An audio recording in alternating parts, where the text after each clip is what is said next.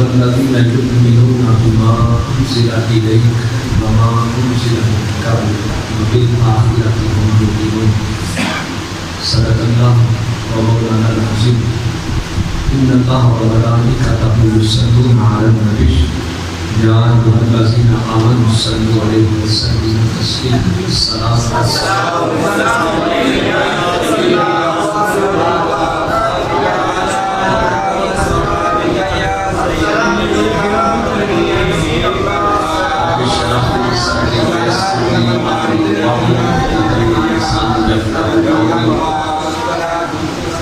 اللہ رب العزت کا لاکھ شکر ہے جس کی توفیق سے مجھے اور آپ کو اس مقیزہ میں پاک میں حاضری کا اللہ نے شرف عطا فرمایا۔ میری دعا ہے کہ رب ذوالجلال آپ سب کو دنیا و آخرت کی خیر و برکات عطا فرمائے۔ محترم ڈاکٹر محمد نفاق صاحب کہ جن کے گھر کے اندر یہ محفل پاک میلاد مصطفیٰ صلی اللہ علیہ وسلم کی انعقاد پذیر ہے، اللہ پاک محترم ڈاکٹر صاحب کو دنیا و آخرت کی بھلائیاں عطا فرمائے، ان پر، ان کے اہل خانہ پر، ان کے بچوں پر اور ان کے بھائیوں پر اور ان کے تمام خاندان کے اللہ تعالیٰ اس میلاد رسول صلی اللہ علیہ وسلم کی پاکیزہ اور مقدس محفل پاک کے صدقے اللہ اپنی رحمت کی بارش عطا فرمائے۔ چونکہ مصروفیت کی وجہ سے میں نے گزارش کی تھی کہ مجھے اگر آپ جلدی وقت دے دیں تو میں آگے جس محفل پہ جا رہا ہے میں وہاں پہ پہنچ سکوں گا۔ تو میں آپ کا شکریہ ادا کرتا ہوں کہ آپ نے میری اس درخواست پہ جو ہے وہ عمل کر کے مجھے ضرور فرمایا ہے۔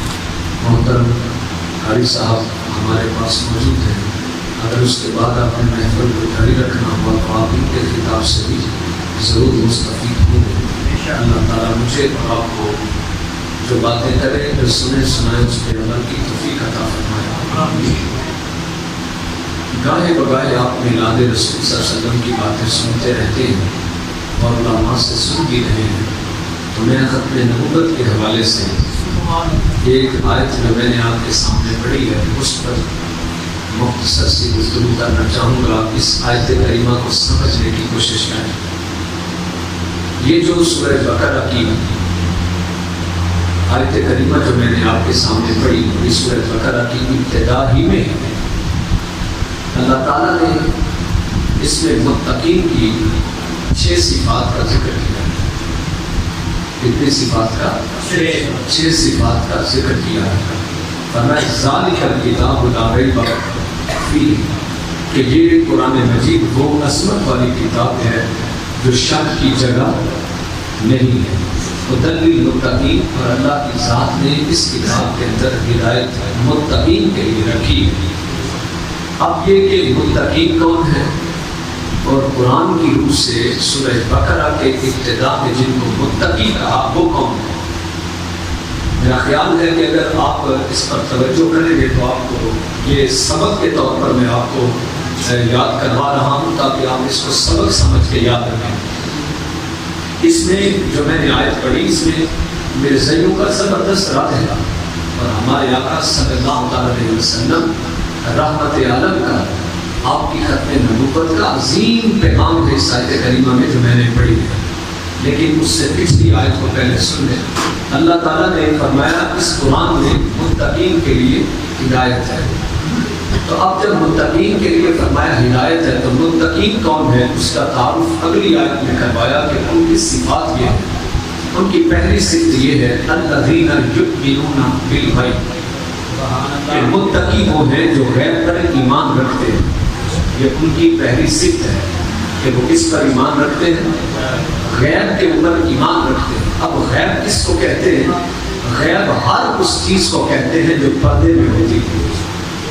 غیبت کو بھی غیبت اس لیے کہتے ہیں کہ وہ پردے میں کی جاتی ہے، اور جس کی غیبت کی جا رہی ہوتی ہے اس کی پیٹھ پیچھے اور اس سے چھپ کر کی جا رہی ہوتی ہے، اس لیے غیب سے غیبت بھی ہے۔ تو غیب کے اندر کون سی چیزیں آتی ہیں؟ اللہ کی ذات سب سے بڑا غیب ہے۔ تو اللہ کی ذات پر ہمارا ایمان ہے۔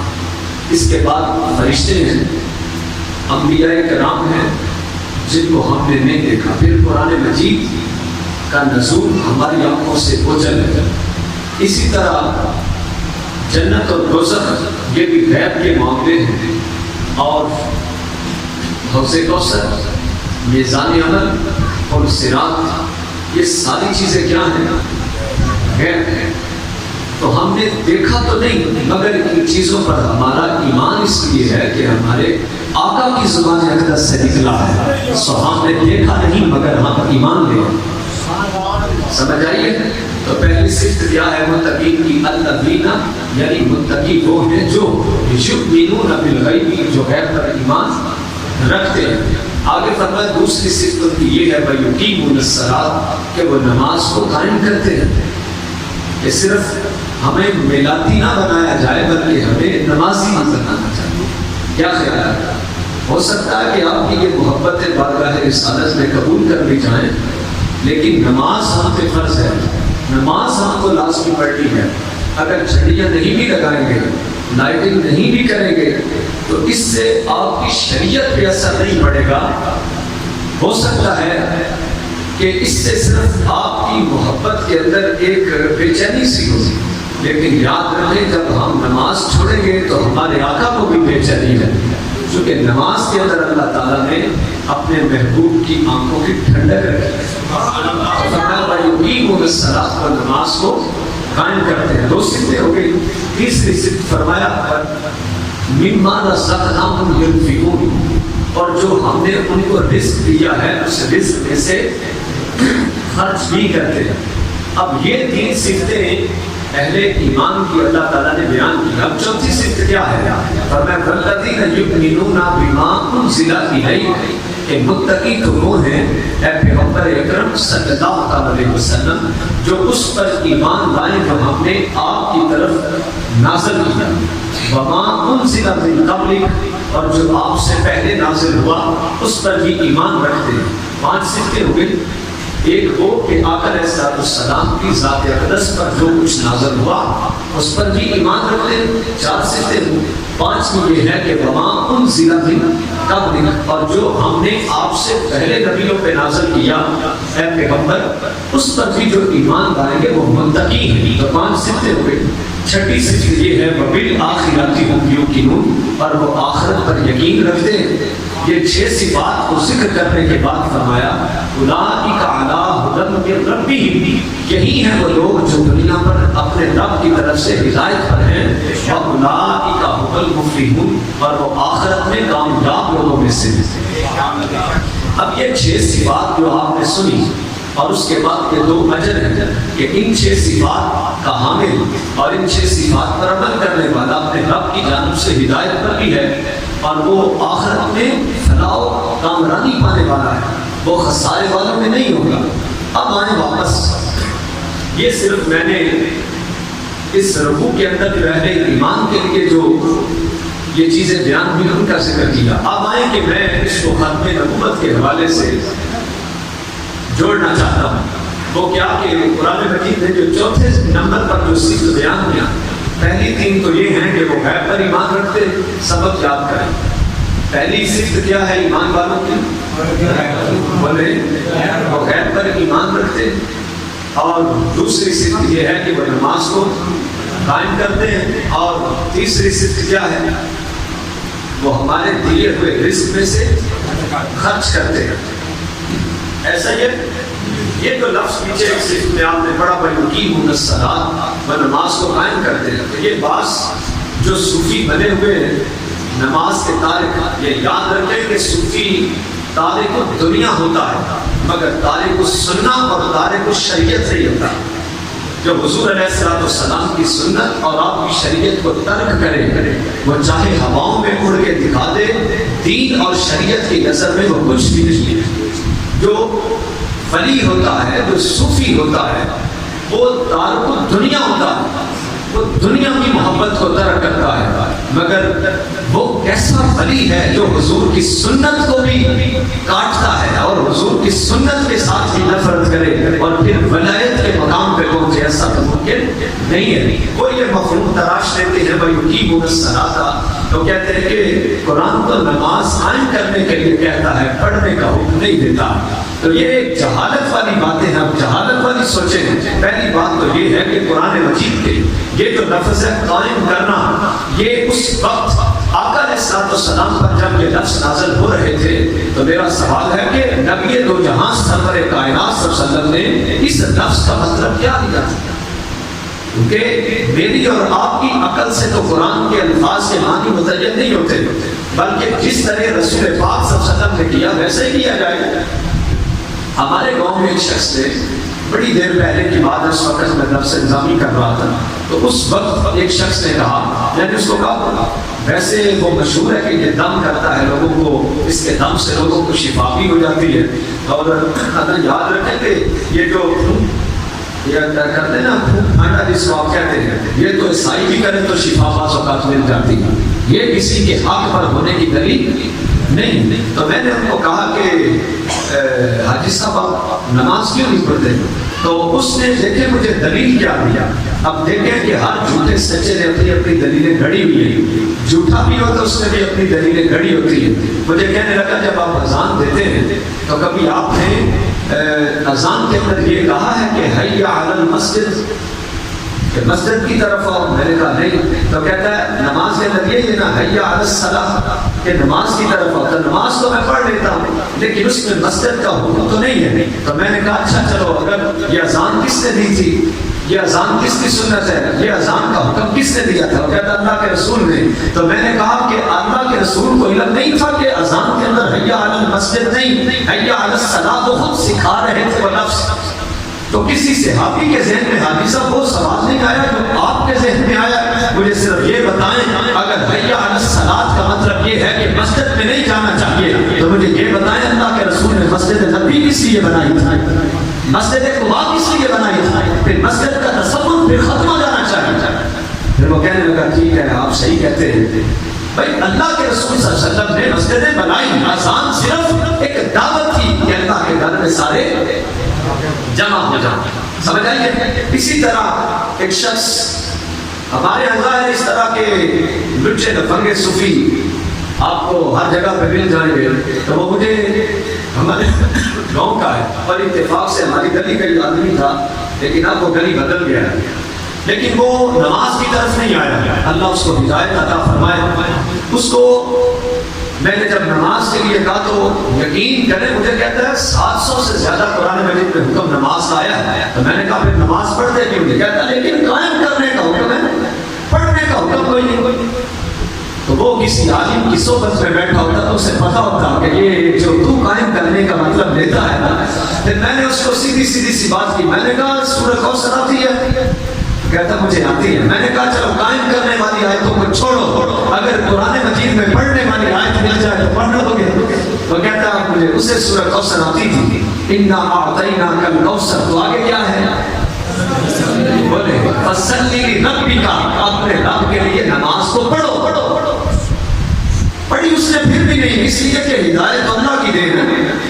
تو میں نے تو اس کو قرآن کی آیت بتا دی، لیکن یاد رکھیں کہ قائم کرنا عربی زبان کے اندر لفظ کسی کام پر اس وقت استعمال ہوتا ہے کہ جس کام کے کرنے کا حکم دیا جا رہا ہوتا ہے نا، اس کام کو اس کی صحت کے ساتھ ادا کیا جائے۔ یہ قائم کرنا نہیں ہے پٹھانوں کی طرح۔ اکثر پٹھان بھی اس طرح کرتے ہیں کہ وہ ریڈیاں لگائی ہوتی ہیں، نماز کو چھوڑتے کوئی نہیں، لیکن وہ نماز ایسے مسلح بچھایا ہے، ان کا ایک دھیان راگ کی طرف بھی ہوتا ہے، ایک طرف اپنی نماز کی طرف بھی ہوتا ہے۔ دو آپ 100 تک گنتی نہیں گر سکتے کہ وہ نفل پڑھ لیتے ہیں۔ تو اس طرح نماز کو قائم کرنا نہیں کہتے۔ نماز کے فرائض، ارکان، اس کے واجبات، اس کے مستحبات، یہ ساری چیزوں کو بخوبی اسی طرح جس طرح اللہ کے رسول نے ادا کیا ہے اس طرح کوئی بندہ ادا کرے تو پھر کہتے ہیں اس نے نماز کو قائم کیا ہے۔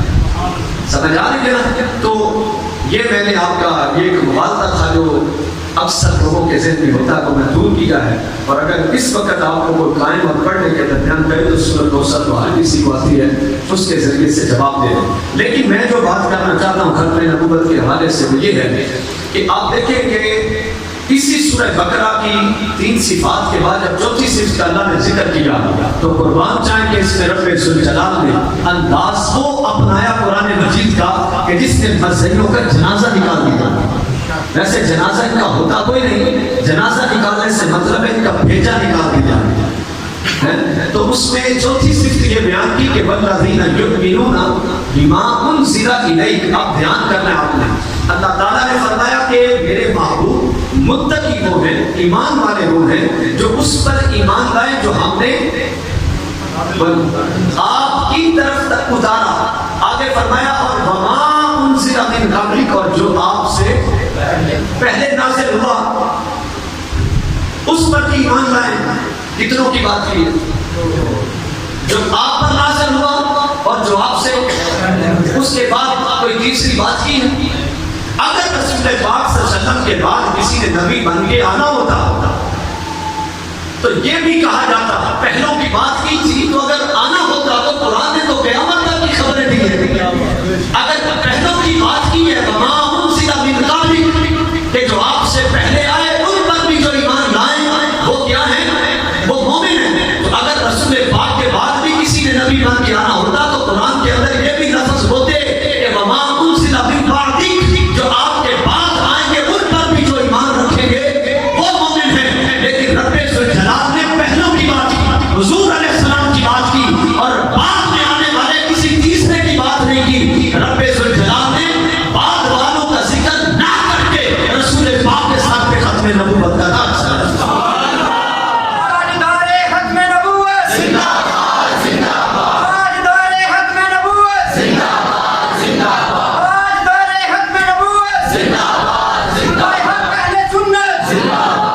کتنے طبقوں کی بات کی ہے. ویسے تو جو ختم نبوت کی مشہور آیت ہے وہ سورہ احزاب کی 40ویں آیت ہے، جس میں کیٹاگوریکل انداز میں ڈیکلیریشن ہے، اعلان کیا تھا رب العزت نے.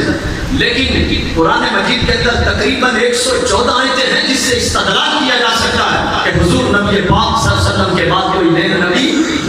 اب دیکھیں اسی آیت میں نے بات کی، ابھی دو چیزوں کی بات کی. ایک یہ کہ اے پیغمبر جو آپ کی طرف نازل کیا جو اس پر ایمان لائیں اور جو پہلوں پر اترا اس پر بھی ایمان لائیں. تو رب نے آگے آخرت کی بات کی ہے کہ حضور آپ دیکھیں کہ رسول پاک صلی اللہ علیہ وسلم اور پہلے انبیاء ان کے بعد اللہ نے آخرت کی بات کی. یہ انداز خود بتا رہا ہے حضور کے بعد قیامت تو آ سکتی ہے مگر نبی کوئی نہیں آ سکتا. اور آقا علیہ السلام نے خود بھی فرمایا میں اور قیامت اس طرح آئے. ایسے دو گریاں اٹھا کے حضور نے فرمایا سنو آنا والساعۃ کہاتین، میں اور قیامت کہاتین کیوں آئے، اشارہ کر کے بتایا. تو جب قیامت اور حضور ایک ساتھ آئے مطلب یہ کہ حضور کے بعد اب قیامت تو آئے گی مگر نبی کوئی نہیں آئے گا. تو جو قیامت اور حضور کے درمیان گھسنے کی بات کرے وہ ڈاکو چور تو ہو سکتا ہے، نبی نہیں ہو سکتا. سمجھ آئیے؟ یہ آیت ختم نبوت کا اعلان کر رہی ہے. اس کے بعد آقا علیہ السلام پر نازل کیا ہوا تھا؟ تو مجھے ایک سوال کا جواب دے گیا، جب قرآن نازل ہوا تھا تو رب نے قرآن کا لفظ کیوں نہیں نازل کیا؟ والذین یؤمنون بما انزل الیک، یہ لفظ قرآن کا لفظ نہیں آیا. والذین یؤمنون بما انزل القرآن کیوں نہیں کہا؟ اگر آپ میں تصور میں خدا سے پوچھے ظاہر عقل والوں کے لیے قرآن مجید نازل ہوا ہے، عقل والوں کے لیے اس میں نشانیاں، تو قرآن کا لفظ کیوں نہیں نازل ہوا؟ حالانکہ اترا بھی حضور پر قرآن ہے، ایسا ہی کہ نہیں؟ تو پھر قرآن کا لفظ کیوں نہیں لکھا؟ اس کی جگہ فرمایا جو آپ کی طرف نازل ہوا. تو یا قرآن نازل کیا تو قرآن کا لفظ کیوں لکھا؟ فرمایا اگر میں قرآن کا لفظ لکھتا تو لوگ خالی قرآن پر ایمان لے آتے، لیکن ہم نے قرآن کا لفظ نہیں لکھا. ہم نے یہ کہا کہ جو کچھ آپ کی ذات پر ایمان لائے گا اس کو ہم مومن مانیں گے. اب صبح قیامت قرآن پر ایمان اس کا مطلب ہے جس کو زبان مصطفیٰ پر اعتماد ہے اور آقا کی زبان اقدس یہ ہے انا خاتم النبیین لا نبی بعدی، میں آخری نبی ہوں، میرے بعد کوئی نبی نہیں ہے. زبان قرآن مجید کا نام لیا جاتا تو وہ خاتم النبیین کے بڑے بڑے مسائل نے معنی نکال دیے ہیں کہ خاتم النبیین کا معنی آخری نبی نہیں، اس کا معنی ہے کہ سب سے افضل نبی. لیکن قربان جائیں اللہ تعالی ختم نبوت آپ کی ذات پر، آپ نے قرآن مجید کے اندر خاتم النبیین کا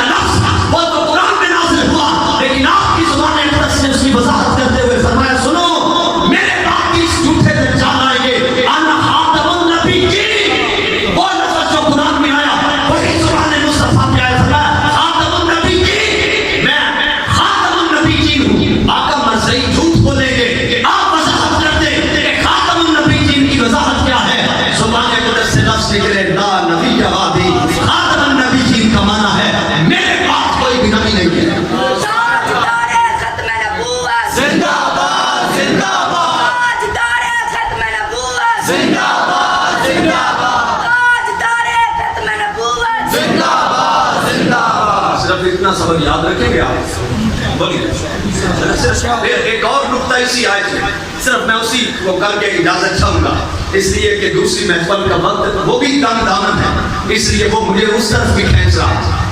تیسری، حالانکہ یقین کریں میں نے اس آیت کے اوپر اپنا ایک رسالہ لکھا ہے مکمل، اور بے شمار اس میں نکات ہیں، لیکن ایک نقطہ میں آپ کی طرف بیان کرنا چاہوں گا۔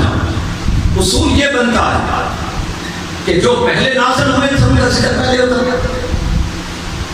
آقا علیہ السلام کے بعد تشریف لائے تو آقا علیہ السلام کا ذکر بعد میں ہونا چاہیے۔ آپ قرآن پڑھ لیں، جو آیت میں نے پڑھی، وَالَّذِينَ يُؤْمِنُونَ بِمَا أُنزِلَ إِلَيْكَ، اللہ نے پہلے نبیوں کے آئے پہلے تھے۔ وہ شیر بھی کوئی ہے نا کہ مقتدی بن کے پیچھے کھڑے ہیں وہ جو پہلے سے آئے ہوئے ہیں، ہے نا اس طرح کا وہ شیر۔ آقا علیہ السلام بعد میں آئے ترتیب زمانی کے لحاظ سے، سب سے بعد میں آئے ترتیب زمانی کے اعتبار سے۔ سب سے پہلا زمانہ حضرت آدم کا، اور ترتیب زمانی کے اعتبار سے ترتیب کے لحاظ سے زمانہ سب سے آخر کس کا ہے؟ بولیے میرے اور آپ کے آقا کا ہے۔ ترتیب زمانی کے اعتبار سے وہ ان کی ترتیب پہلے تھی، وہ پہلے آئے تھے۔ یا کہتے ہیں جو پہلے آئے وہ پہلے پائے، مگر رب کے ہاں یہ قانون نہیں ہے جو پہلے آئے وہ پہلے پائے۔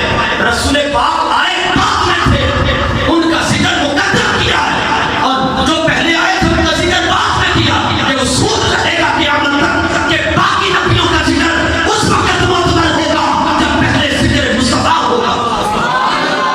اگلا نقطہ اس میں کہ یا اللہ تم نے پہلے نبیوں کا ذکر بعد میں کیا اور حضور کا ذکر پہلے کیا، تو فرمایا سنو یاد رکھو وہ جو پہلے نبی ہے نا ان پر ایمان لانا بھی اس وقت معتبر ہوگا جب پہلے مصطفیٰ پر ایمان ہوگا۔